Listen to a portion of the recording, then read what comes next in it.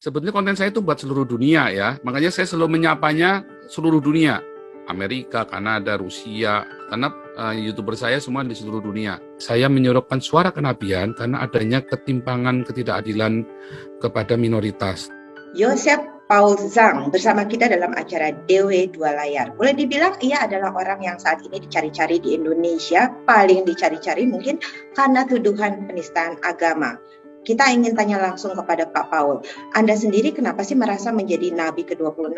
Ya, kata Nabi sebenarnya berdasarkan kata Navi ya.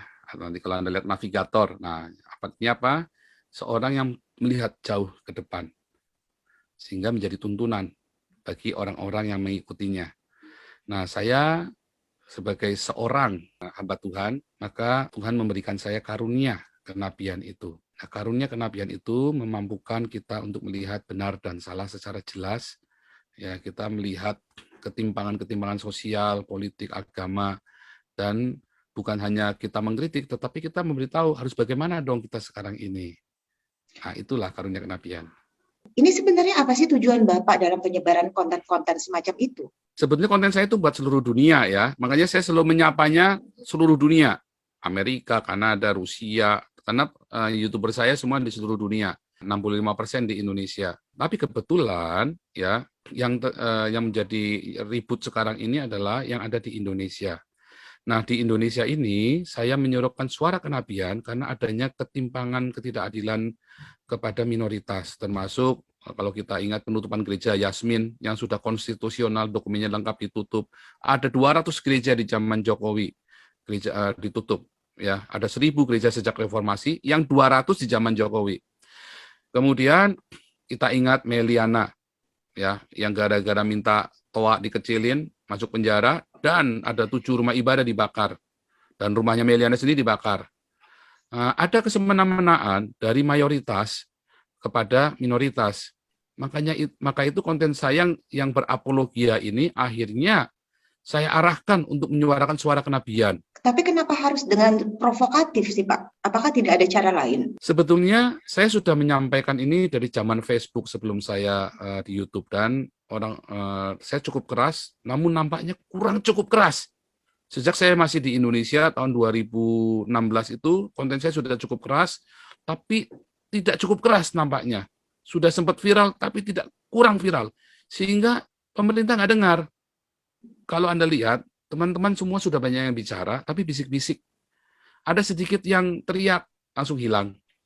Apollinaris Darmawan, teriak, langsung masuk penjara. Saifuddin teriak, langsung masuk penjara, dan banyak lagi.